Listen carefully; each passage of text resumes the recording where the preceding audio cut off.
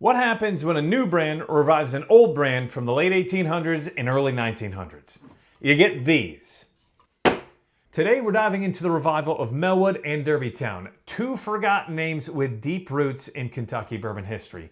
These aren't just two brand new labels slapped onto bottles. They have real stories, real heritage, and maybe even some real flavor to match. Now, are they worth the hype, or are they just riding that nostalgia train? Well, stick around to the end of the video as I put these two old school whiskeys with a modern day twist to the test against today's bourbon market.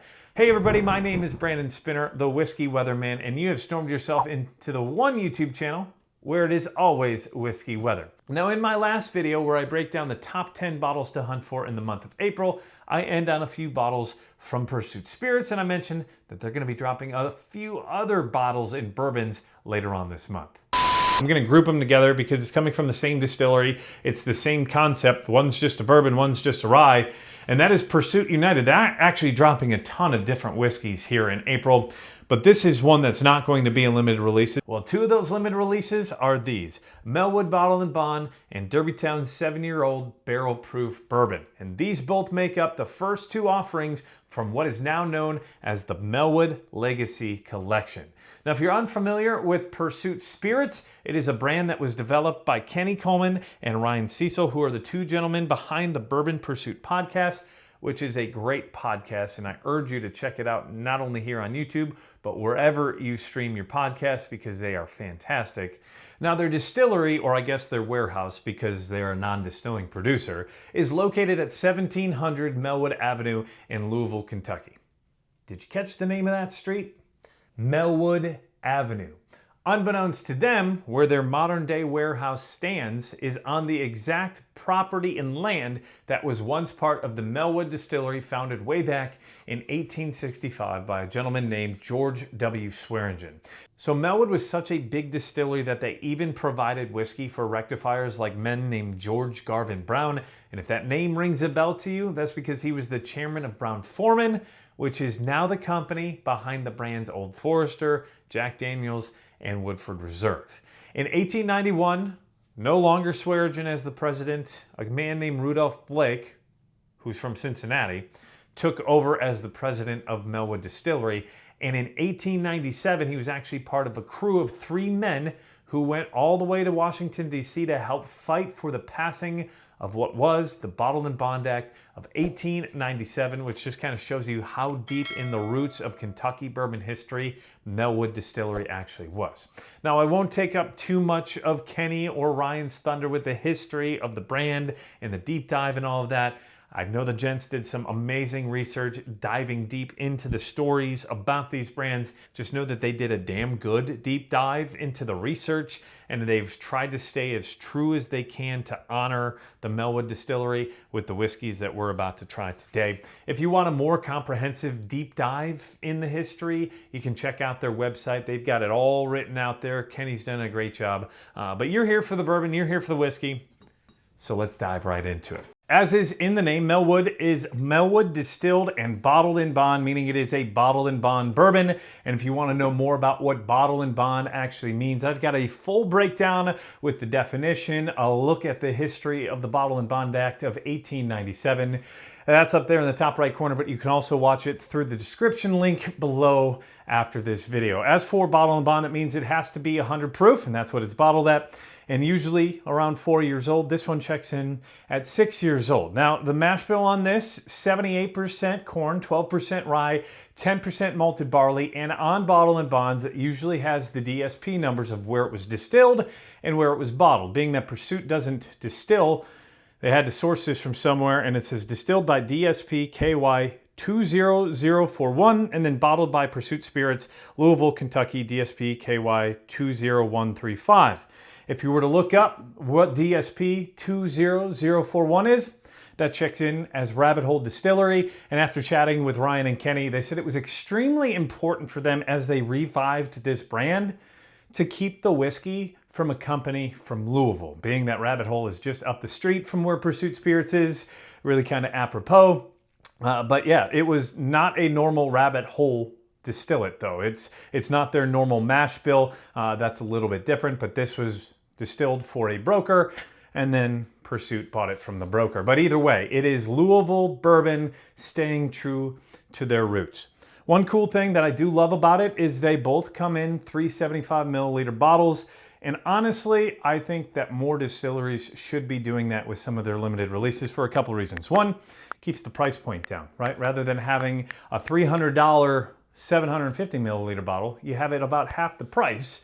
So it's a little more affordable for the common man. Secondly, when you have the 375 milliliters, it makes it a little bit more likely that more people will get it because you'll probably have twice as many bottles to sell. While it's harder to sell twice as many, it at least gives a lot of people a little bit better of an opportunity with a little bit more out there on the market. And Kenny did mention that they kept the 375 milliliter bottle kind of to keep that pre-prohibition historic feel to it. And also I just think it's kind of cool little bottle topper. And as I mentioned earlier, it's got the tax strip. So when it comes to the Mellwood, I didn't give you the MSRP. That checks in at $29.99, so affordable. And that's for $375. If you were to double that to make it a regular bottle, we're looking at just $60, which for a 6-year-old bourbon, $10 per year, checks right in. So we will be doing the value of my lightning counter off of that $60 for a full bottle value. On the nose, there's a little bit of a dustiness to it, being that this is a bourbon that was made in the 1800s, back in the day, that this is a source. I do love the fact that it's got even like a little bit of that Wild Turkey or Jim Beam funk to it, like the dusty. A little bit of a Jim Beam nose with a little bit of nuttiness. There's like a vanilla cupcake, like buttercream frosting sweetness to it. Sweet oak does come through. And there's a floral component to it. Can't put my finger on it. Almost like, it is like a spring feel to it though, so perfect timing to release this. Very good. I'm gonna give that nose a 1.7. Very, very good nose. So let's dive into the palate. And before I go, if you're new to the channel, I rate and review each and every whiskey on the exact same rating scale, which is a 10-point rating scale breaking down 5 different components, all of equal value: the nose, the flavor, the mouthfeel, the finish, and then ultimately the value. And that's what I use to rank each and every bourbon and whiskey against themselves each and every year. So as I started, 1.7 on the nose. Let's see what we got on the palate. Let's burn off all that. Let's get the second pick.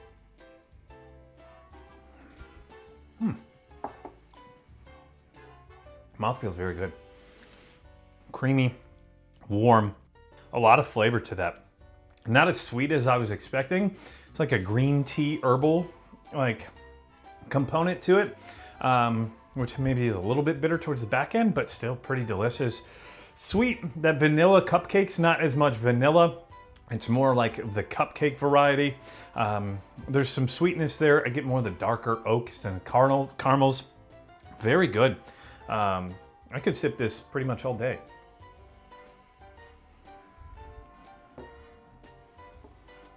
Going back to it, it's a little more softer than I anticipated. At 100 proof, you can still feel some of the proof, but it doesn't drink like a 100 proofer.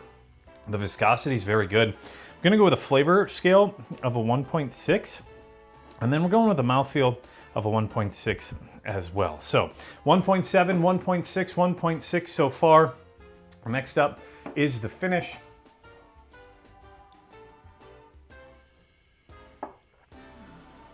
Yeah. Overall, from top to bottom, I think the flavors stay consistent. There's a little bit of those baking spices on the back end, some of that rye spice coming through, but this is a low rye mash bill at 12%. So I think overall, it drinks just the way you would think. It's the same. I think that's the same mash bill that Elijah Craig is at 78, 10, and 12, or 12 and 10. Sorry, excuse me, I mixed those up. So not the same as Elijah Craig, but very close. The rye doesn't really come through all too much except on the finish. I think the finish is pretty decent as well. I'm gonna go with a 1.4. So 1.7, 1.6, 1.6, 1.4. And then when we look at the rating scale, when it comes to the value, I mentioned 6 years, $60.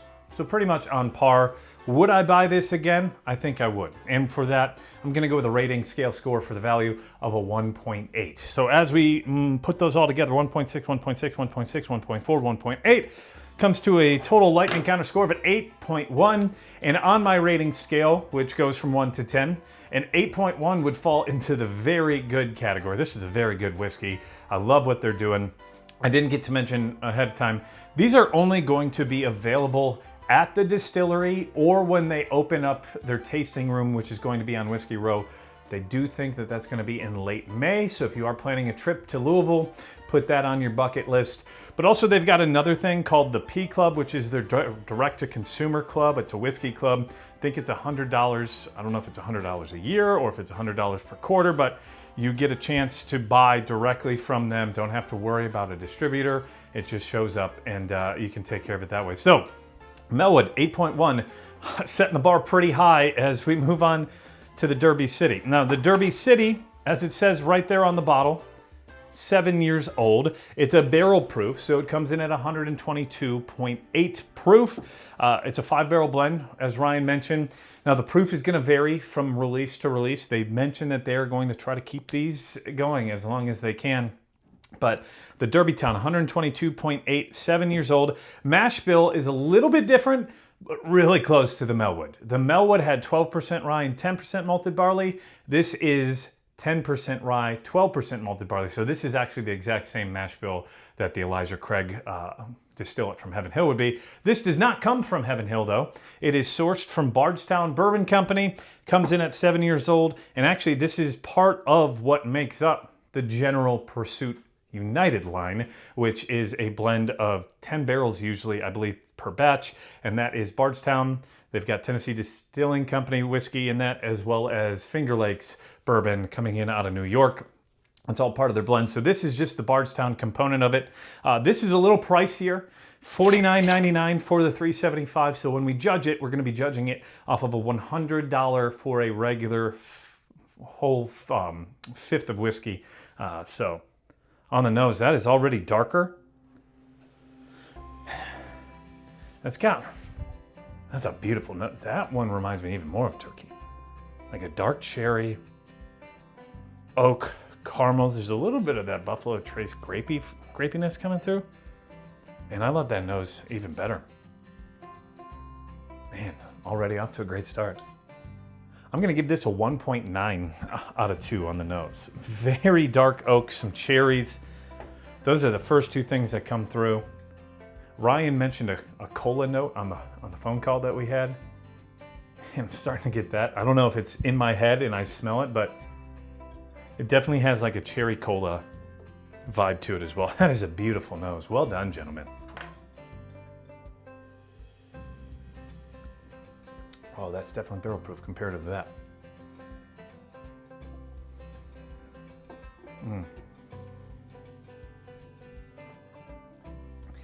You got a little bit of everything, sweet and spicy, all at once. I think I get a lot more baking spice out of that, but there's a lot more sweetness to it as well. A little more tannic on the mouthfeel, but it's still very oily. I don't know if you can see, but it is dripping down the glass. So there's a lot of viscosity on that mouthfeel. I'm gonna jump the gun on that and give that a 1.6. Very good. So we're at a 1.9 and a 1.6 on the mouthfeel. I'm gonna give the flavor a 1.6 as well. Very you know what, 1.7. That's what we're going with. So 1.7 on the flavor for this. I get a lot of the dark oak. There's a sweet oak component. That cherry cola comes through as well. But then the darker spices come through. I get more of those baking spices, some cinnamons, maybe even some cloves on the back end.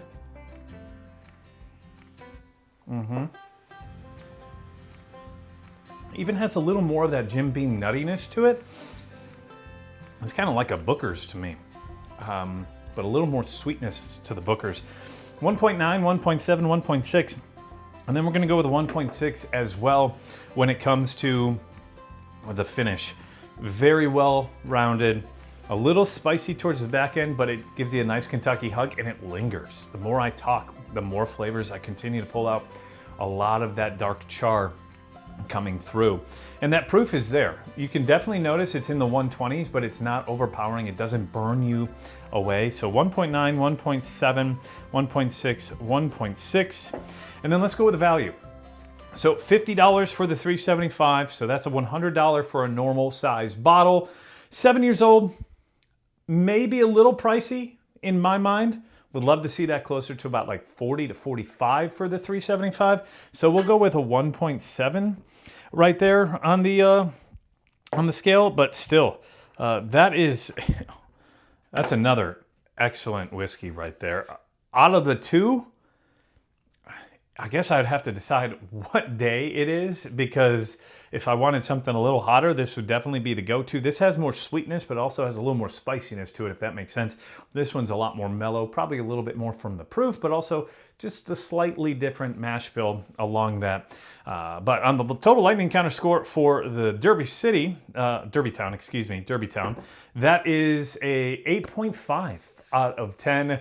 Very, very good, and up there on the charts as one of the best whiskeys that I've had so far this year, just behind that New Riff Balboa Rye, which was absolutely stunning. But really good stuff coming from Pursuit Spirits and the folks over there, Kenny and Ryan, doing some great things. Speaking of Pursuit, I do have a few of my Pursuit Double Oaks barrel picks left. There's not a ton left, so you're going to want to get them while you can. I've got the link to that in the description below. All of my barrel picks go out to my Patreon members first. So if you want to be part of the Storm Chaser crew, which I've got an amazing group of Storm Chasers, Patreon and YouTube members. That's not just Patreon only. You can hit the join button below to become a YouTube member. You can also join the Storm Chaser crew. I've got that link in the description below as well. Ranging from $3 a month all the way to the EF5 tier. Got to keep it weather themed, which is $100 a month. A big shout out to those members who are absolute legends, and thank you for everybody just for the support. I hope you enjoyed this video. Hope you got a lot of value. Maybe had a little bit of a history lesson behind what's going on with this new Mellwood Legacy Collection. Hopefully you did enjoy it. If you did, smash that like button, subscribe to the channel. We are, as I mentioned, almost to 10,000, looking to get there by the end of the month of May, and hopefully 15,000 by the end of the year, as we're trying to get Whiskey Weather to the moon. As I mentioned, if you did enjoy this video, you're probably gonna like those 10 other bottles to hunt for in the month of April right there in the top right of your screen. I end this the same way as I always do. Please remember to drink responsibly. It is always Whiskey Weather, and if you're in Louisville, go check these guys out.